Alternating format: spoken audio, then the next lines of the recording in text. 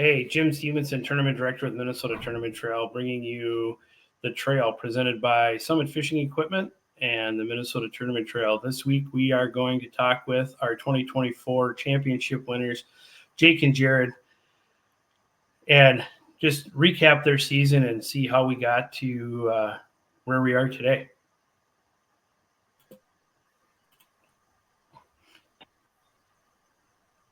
Jake, Jared, how's it going, guys? Going good, Jim. Awesome. You know, it only felt appropriate to start this thing off with, you know, our end of the season and just kind of recap and talk about how you guys got to the championship and then just pulled enormous numbers and were blessed with just a great couple of days of fishing up on Lake of the Woods, you know, to ultimately, you know, walk away with, you know, a brand new boat as a prize. So let's talk about how the season start for you guys. I mean, where have you guys? I mean, a lot of guys don't know you. Have you been fishing together for years, or you know, where did it all start? Yeah, Jared and I have been fishing together for a long time, ever since like high school. I think we started dabbling in tournaments. I think we were juniors or sophomores in high school. We fished a couple local tournaments and we did really bad. But we liked fishing and the bug was definitely there. So I think eventually it was like 2015 or 16. I got a bigger boat and decided, hey, we're gonna try this tournament thing again. And we still were struggling, but it was a lot of fun. And I think eventually just turned into like last year, I needed a partner for the Warrior Boats deal up on Lake of the Woods. And Jared's like, yeah, I'll do it with you. And we went up there and got lucky enough to win the deal. So this spring, I had a weekend off of work and I saw that the MTT was on Mille Lacs and the bite was pretty good. I knew that. So I was like, yeah, you want to do the MTT? And he's like, oh, I could do one day. I'm like, all right, well, let's try Saturday and see how it goes. And I think we ended up in like 6th or 7th or something like that. And yeah. Then we're like, oh, we'll try the next day. Jared wasn't going to be in, but then he got. We had a pretty good day. So I was like, all right, let's do it again. It's fine. We had a fun day. He actually had to ask his daughters permission because he was supposed to hang out with them. So They were like, okay, you can do it, Dad. And then we I think we ended up like 4th or something the next day. And so then we're sitting there, oh, well, we should probably think about those Lake of the Woods ones. Those look like fun. And then we were going to fish the Woods Goods tournament, or I was, on the Saturday after them. So it'd be a fun 3 tournaments in 3 days weekend kind of deal. And I think we ended up doing about the same up there. I think we were like 4th and 6th or 7th up there, and figured we had enough to qualify for the championship. And anyone who's been on Lake of the Woods this year kind of knows that it's been just ridiculous. So I was like, Jared, we're gonna fish championships. So. Right. Might as well at that point. Jim, a quick funny story. Back when Jake and I were in high school, for any Vikings fans that watch this, this is probably even winning the boat this year. Our best tournament memory together was, I don't even remember what year it was, but it was the Brett Favre year when he came to Minnesota and playing the 49ers, if I remember right, and hits Greg Lewis in the back of the end zone to win the game. Yeah, it was just a regular season game. And I think our echoes of yelling across Pelican Lake around Brainerd are still being heard because we were losing our minds. It was cool. We were listening to the game in the boat, and Paul Allen was going crazy. So that's probably the best tournament memory we have. Oh, for sure. You know, you talk to guys all the time, and they talk about, you know, the checks, the trophies, the stuff, you know, all those things. But you know, there's always a story. You know, there's always, you know, I see Jared's got, you know, his trophies from the year, you know, displayed behind him there on the wall.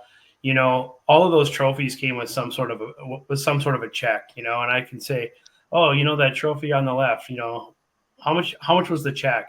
and nobody will ever be able to tell you how much the check was for, but they'll always be able to tell you by looking at that trophy. Like, oh, that's when, the Vikes won with Brett Favre, or that's when our trolling motor fell off the front of our boat, or, there's so many stories that are attached with tournament fishing, the good, the bad, the ugly. And, it sounds like you guys had a great story getting up and running, because, it's just like, well, should we give this a shot? Yeah, well, we're not super good at it, but we're going to do it anyhow. And then, what do you got to do? Well, then we upgrade a boat. And then it's just like, okay, now we're doing a little bit better. And there's just so much, it's such an aggressive curve in the fishing world right now, especially tournament fishing, that you got to take those memories as your wins, no matter how your day goes. And because it's a super steep learning curve right now,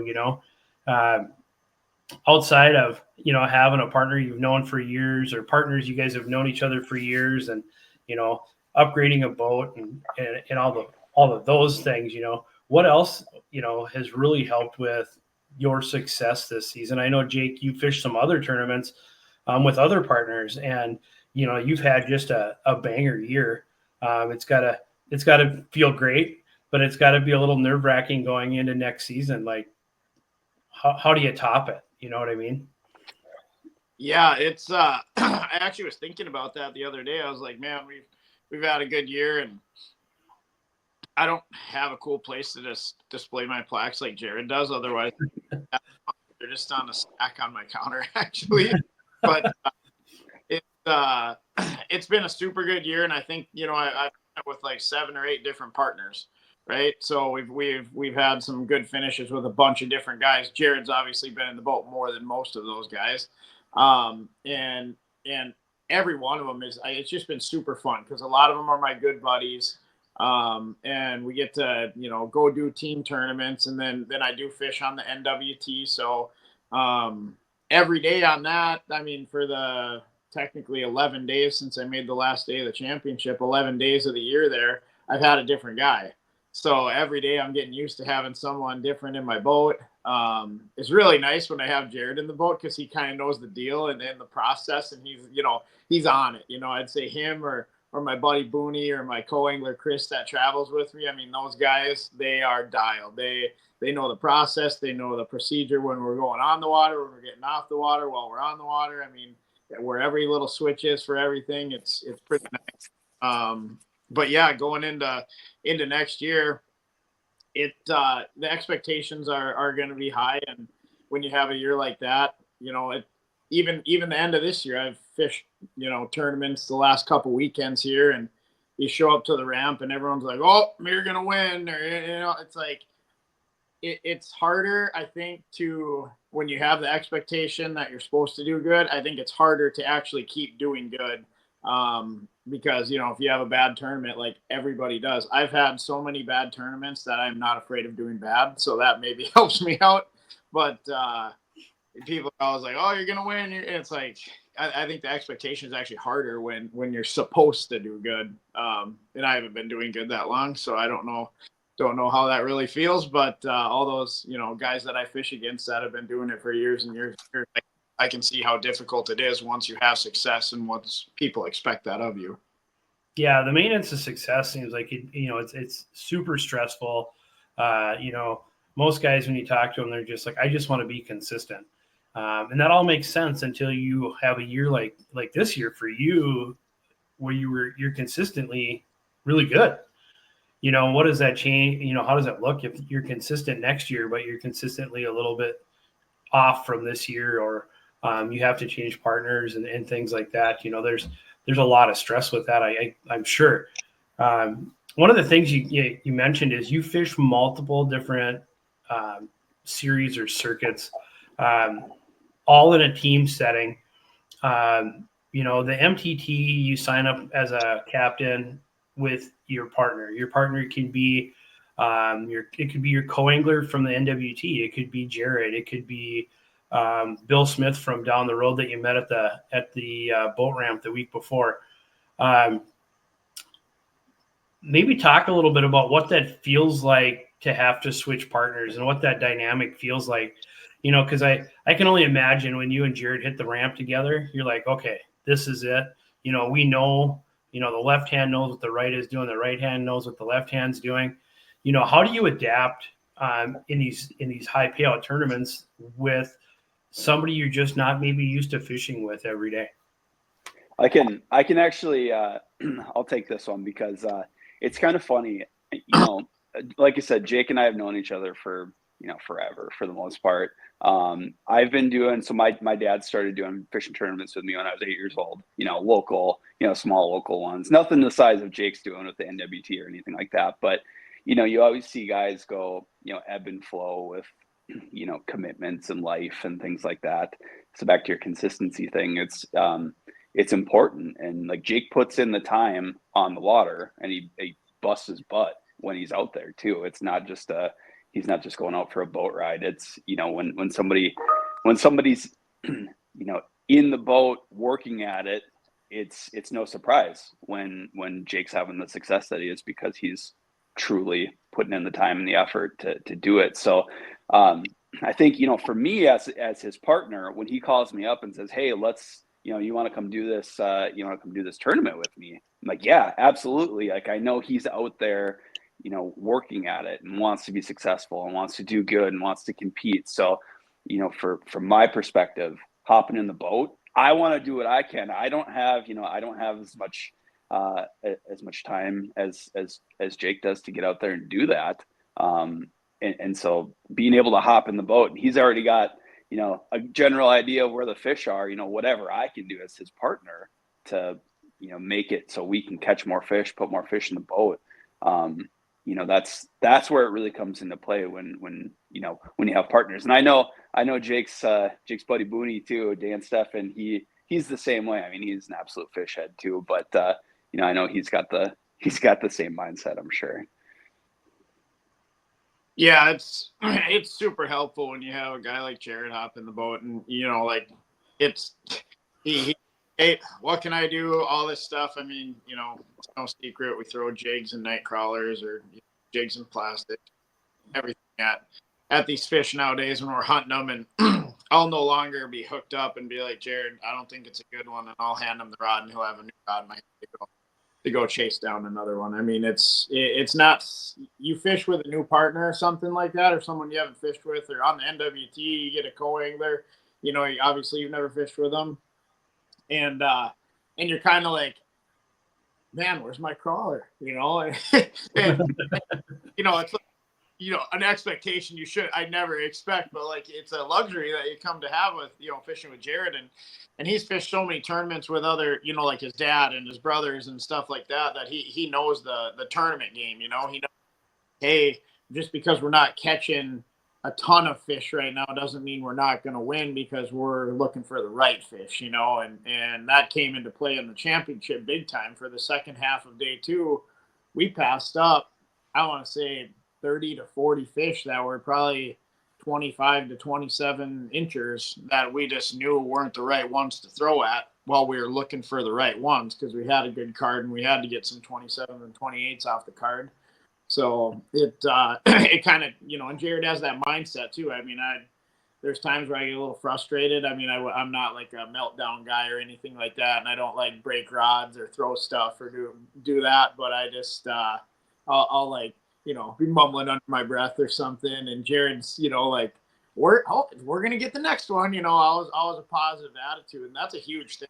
But I tell all my co-anglers that I have in the NWT, I said, hey, if the day's not going our way, like the one thing we control is positive attitude. You can control what you can control. Things like fish coming off or a fish not biting or whatever, sometimes you just can't control that, you know, breakdown that you might not be expecting. I mean, a lot of the times that stuff that you can't control. And that positive attitude is like the number one most important thing at the end of the day. And a lot of times, like that last fish comes in the last hour. Like, you know, we didn't obviously need the couple upgrades we had in the last hour at the championship, but like second place was a half pound behind us going into the final day. You don't know what they're going to have. We kept a positive attitude, and a lot of that was because of guys I fish a lot of tournaments with, that's a big deal. For sure.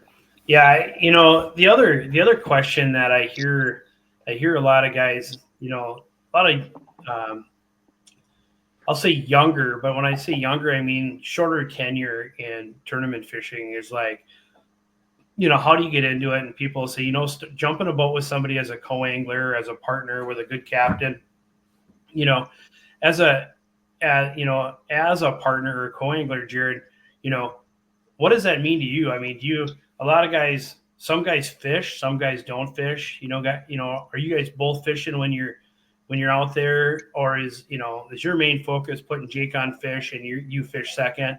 Talk about that a little bit. So some of these younger folks can understand, how that progression kind of works. Well, I mean, if anybody is ever looking at getting into tournament fishing, first of all, be ready to not have any money because it's a little bit addictive. But second of all, I mean, just go out and do it. If you bomb and you zero and you get skunked in a tournament, nobody cares. Nobody cares how you do. I mean, as long as you're going out there and you're working hard and you're fishing, you're having fun. I mean, don't do it if you can't afford to do it. That's probably the number one piece of advice for anybody that wants to get into tournament fishing. But it doesn't matter. Get out there and learn the lake. Try to find the fish. Do what you do. Fish how you can, and just do it.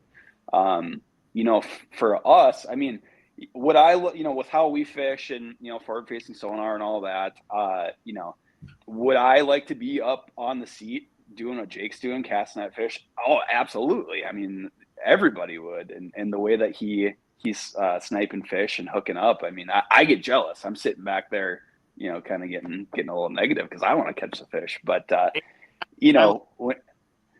ahead, Jake. In practice, I let him reel them all in. yeah, I catch some fish in practice, but it's one of those things when we get into the tournament, we both know we just got to catch fish. It doesn't matter at the end of the day who's actually reeling them in.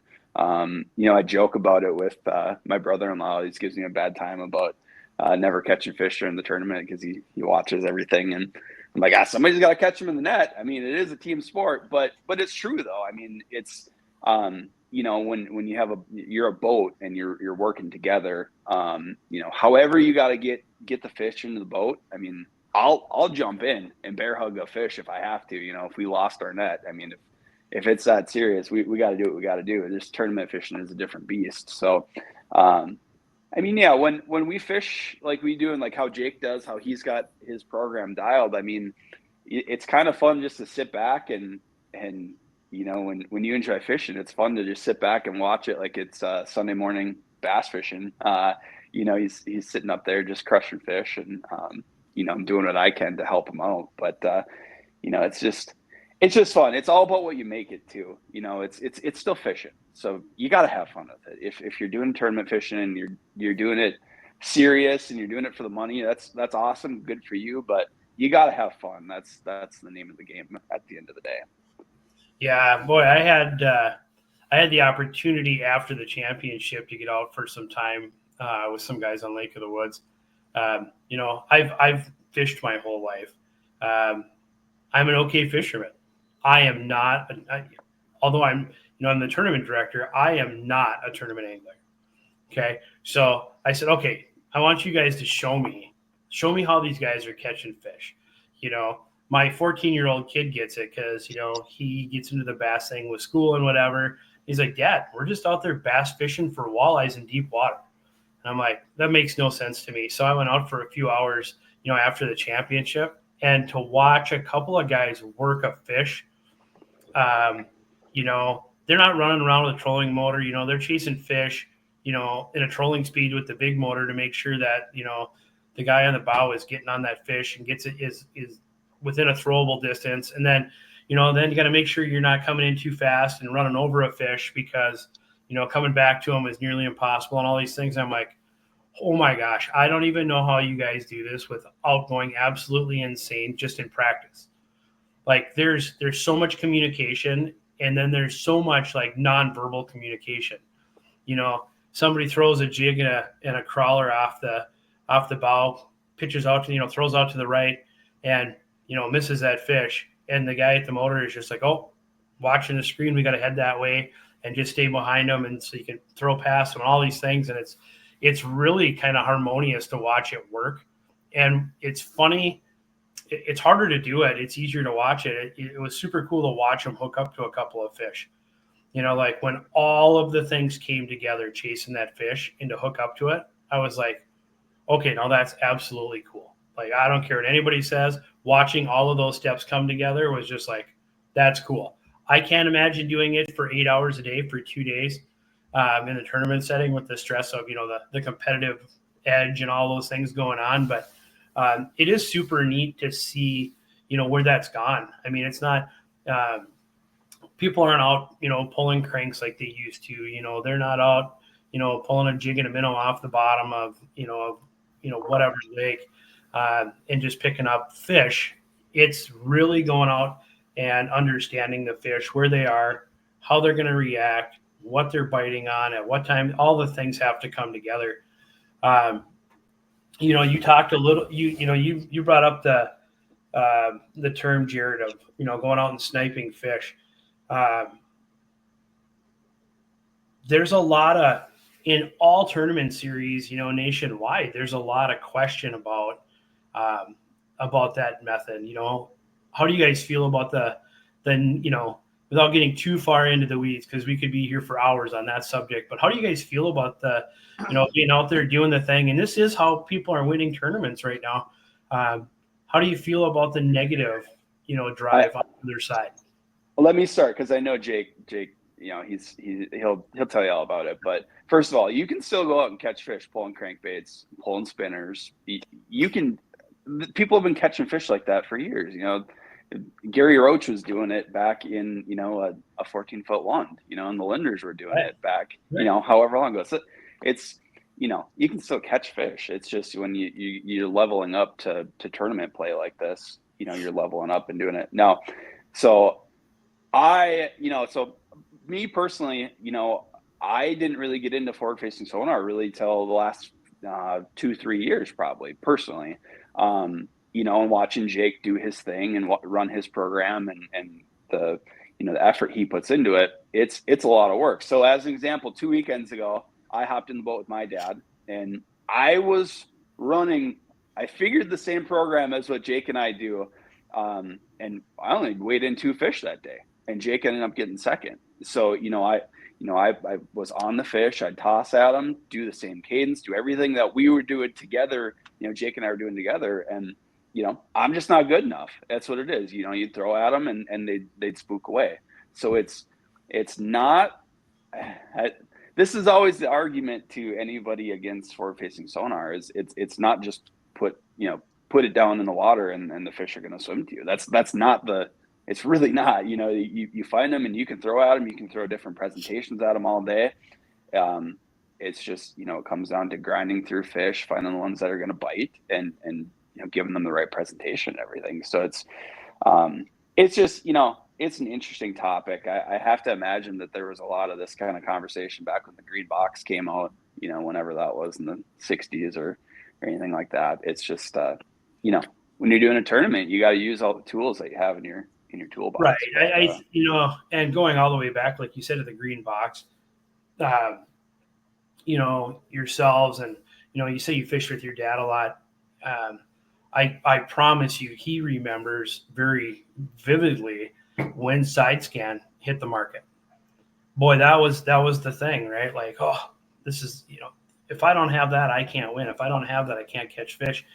But there are still some guys out there that can compete without forward-facing sonar with side scan, because they've absolutely done what you mentioned before. They spent the time on the water. The time, I think, is what a lot of folks don't understand is how much time it takes to get the cadence down, to figure out what fish are doing. How do you think like a fish? That sounds a little funny, but you have to figure out where they're going, what they're doing, and do all the things. And then using forward facing as a tool. Like I said, I had the opportunity to get in a boat with some guys that were very good at running forward facing after the championship. And for me to believe that I could just go, well, I own three Garmin units. for me to say I can go strap all 3 of those to the front of my boat and go compete in a tournament would be a little bit ludicrous, really. It just, there's a lot of time invested and understanding, what you're seeing on that graph. And, I kind of feel like, and Jake, maybe you can speak to this, like, it's kind of like a no-call tournament or every fish in the box stays in the box. Once it hits the box, it stays there, right? So what fish do you throw over the gunnel at 2 p.m? What fish do you drive over with forward-facing sonar at 2 p.m? You see the spot there. Do I fish that fish and hope for the best? Or we're going to spend 20 minutes to go find a bigger fish and hope that we have 40 minutes to catch it?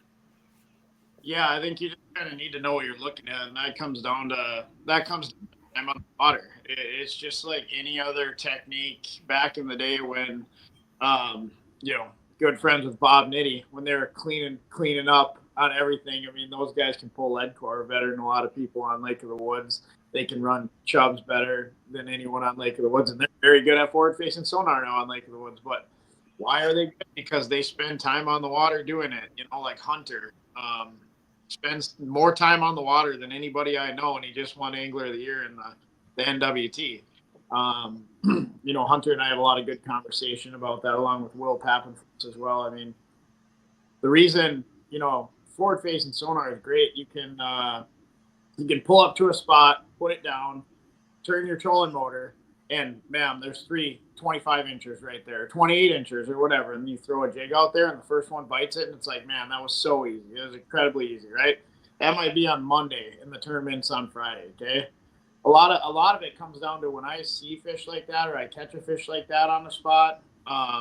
Why are those fish there? Why are they there? You need to understand why. Forward-facing sonar is, yes, a great fish catching tool, but if you don't understand why the fish are there, when they're going to be there, how they set up there, like the reason that they were there, a lot of times you'll go back in a tournament and they won't be there. So a good example of that would be the Great Lakes, right? The Great Lakes fish are up and down, and there's a lot of things that make the fish go up and down, currents and moon phases and stuff like that. But the Great Lakes NWT championship, right? 40 guys made the championship. Everybody's a hammer with forward-facing sonar on there. They see a fish, they're probably going to catch it, right? What separated a lot of the guys in the tournament there was like understanding the current, the wind, the water temperature, why those fish were going to be there. Because I think everyone would pretty much agree out at Huron, those fish would bite if you got a jig by them. Or at least chase it or do whatever. So understanding in my spots, I understood that there was a, different current structure. There was different water clarity. I understood when those fish were rising up to eat better or be more visible when I needed to be at those spots. So a lot of it comes down to understanding fish, right? Understanding why they're there, figuring out a pattern, that kind of stuff. Sakakawea, same thing. Had a good tournament out there. I got my bag the first day off the biggest community hole in the entire lake, and I didn't go. Well, I started there. I knew better than to start there. I didn't even see a fish I was worth casting at. But I went back during a certain time of the day when I knew that they were rising up and moving out off the edge of it to deep water, and just completely smashed them out of the biggest community hole in the whole entire lake.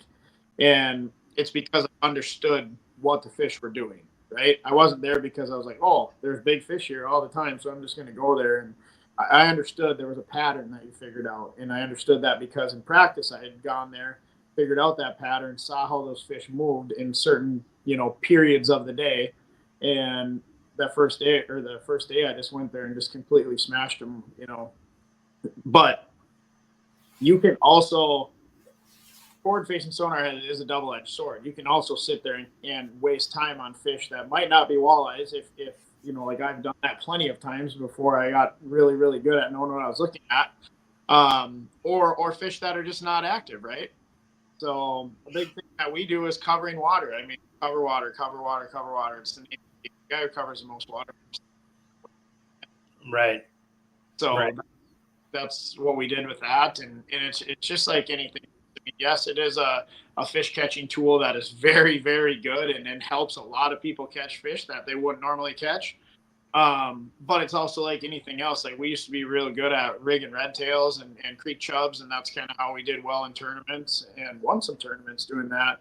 And that was kind of our forte. Like, hey, when the water gets cold, I think I could probably outrig, this whole field with red tails or whatever. I mean, we just worked at it. We spent a lot of time on the water. We understood, when that lake turns over, they move deep. Big minnow right here is probably going to be super good. I mean, same thing with forward-facing sonar. So it can be a double-edged sword. Is it awesome? Yes. Is there a lot of controversy about it? Probably. I mean, a lot of people are worried about all these lakes getting fished out and, stuff like that. A lot of that is, comes down to the sportsman. How many limits do you need to take home? I mean, I know people in that baby boomer generation. It's a lot of the baby boomers that fill the freezer, always have the freezer full of fish. Oh, man, we can't throw that one back because the next guy's going to kill it, I think my generation and Jared's generation, I think a lot of us are just like, hey, that was super fun. Like, I loved catching that 25-inch walleye or 28-inch walleye. I don't need to bring it home and show it off and cut its head off or, keep a limit every single time. It comes down to being a sportsman too, being like, do I really need this fish? Do I really need to keep all these fish?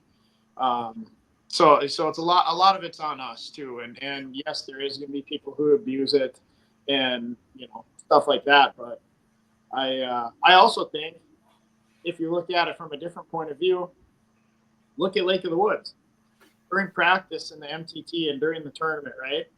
How many people do you think threw at 18 and 19-inch eater walleyes with forward-facing sonar? Probably not many. Right. Everyone's throwing at the big ones, the super, super big ones. Probably actually the ones that are like done being good reproducers. So how would that be hurting the fishery that much? If we're catching just the really, really 28 to 30 inchers, the really big ones, and we're leaving the 17 to 23 inchers pretty much alone. I know we didn't catch many that were under 23 inches the whole week. So it can be looked at from a lot of different ways, and I guess everyone's going to have their opinion on it, but I try just to do my own thing and right. Stay clear of that. I think another thing to be, to kind of bring up there too, is if you actually look at the history of like in Minnesota, the 6 fish limit, I mean, that limit is, that was set back in, I can't remember exactly the 70s or the 80s. So, why aren't we, there was a few years ago, somebody here in the Brainerd Lakes area, the Blazings, Nate Blazing, he tried really hard to get the Minnesota legislature to change the limit to 4 fish, 4 walleyes. Why aren't things like that getting looked at rather than complain about, this technology and, who knows what's going to come after this? Let's actually look at some real life things that we can do. Maybe we start managing our lakes and do some things that can actually have a positive impact right away rather than things that we don't even know what's going to happen down the road. So It's just interesting on that side of the discussion. Yeah, I think we'll hear about the ups and downs of forward facing for years to come.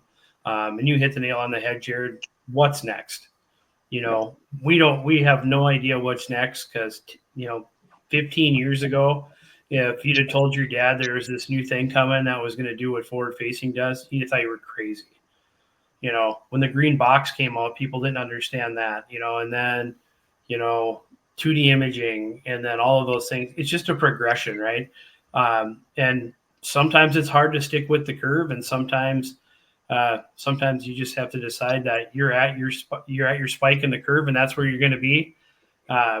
It's I don't think we're far out from electronics manufacturers making forward facing even more affordable to get into.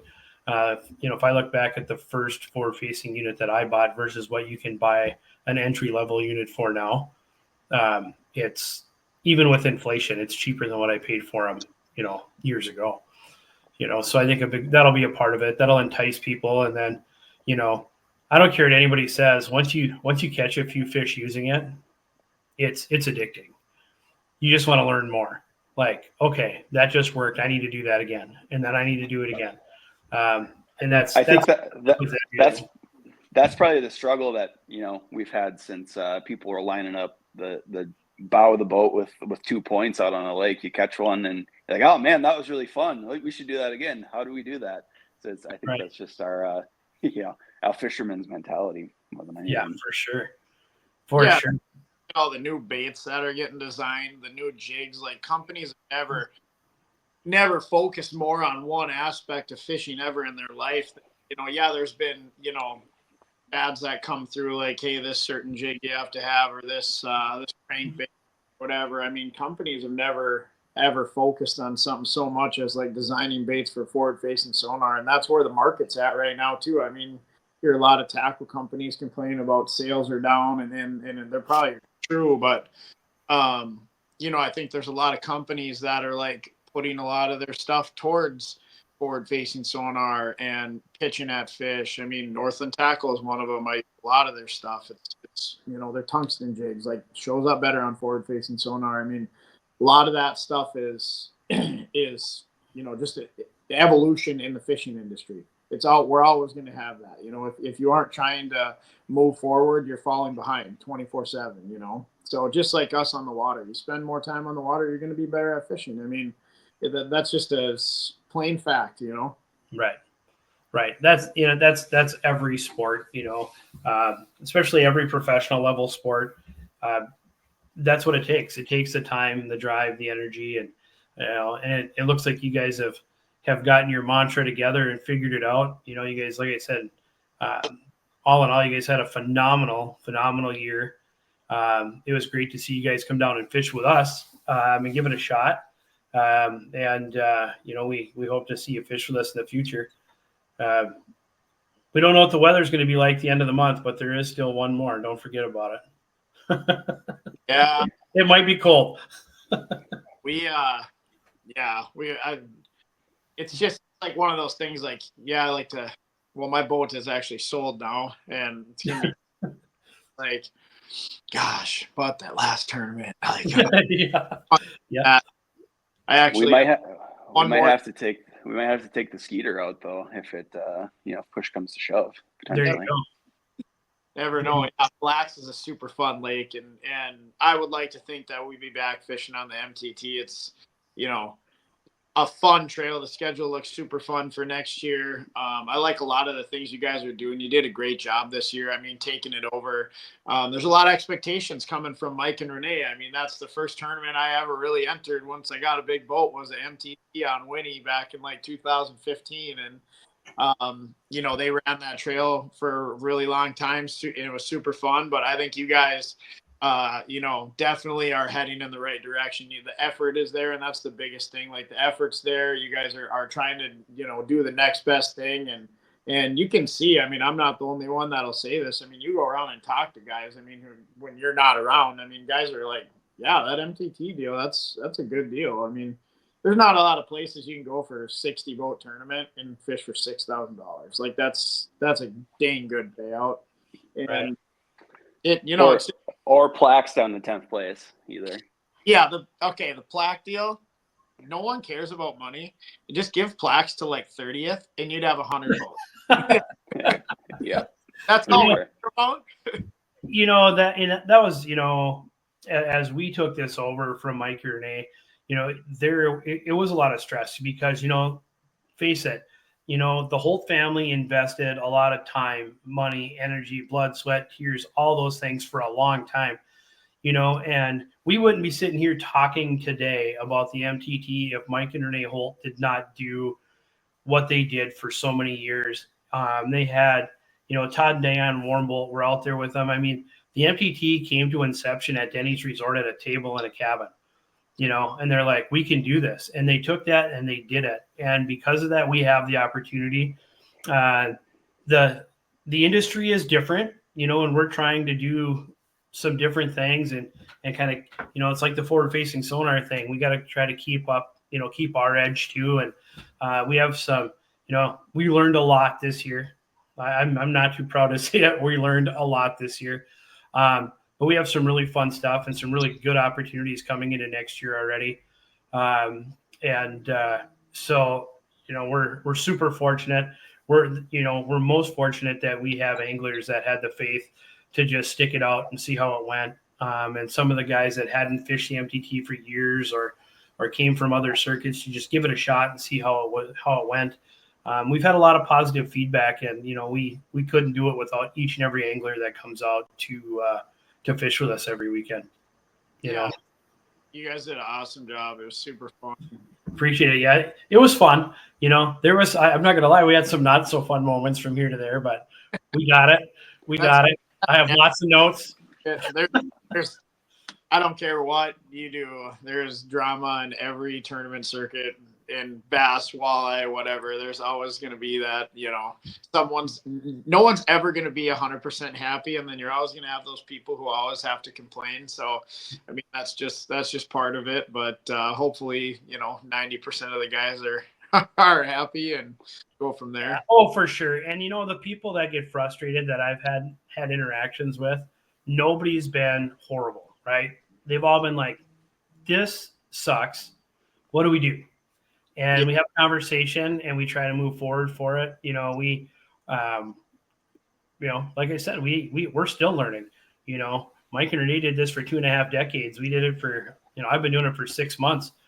We just have to keep our ears open and keep, the vision at hand. And that's just to have a great angler experience and do all the things and have a lot of fun doing it. And thus far, the good has so far outweighed the bad. It's been a blast. And we appreciate you guys all for the support throughout the year. Yeah, thanks for hopefully next year. That's the plan. So we'll be we don't know which ones yet, but we'll be bopping. Good deal. The tournament somewhere, we're probably gonna fish it. So amazing. Well, thanks for jumping on with me for a bit, guys. I appreciate it. I hope you guys had a blast this year. I hope you're gearing up for next year already, and I'm sure we'll see you around. Sounds good. Thanks, Jim. All right. Thanks, Jim. You guys have a great week. You too. See ya. See ya.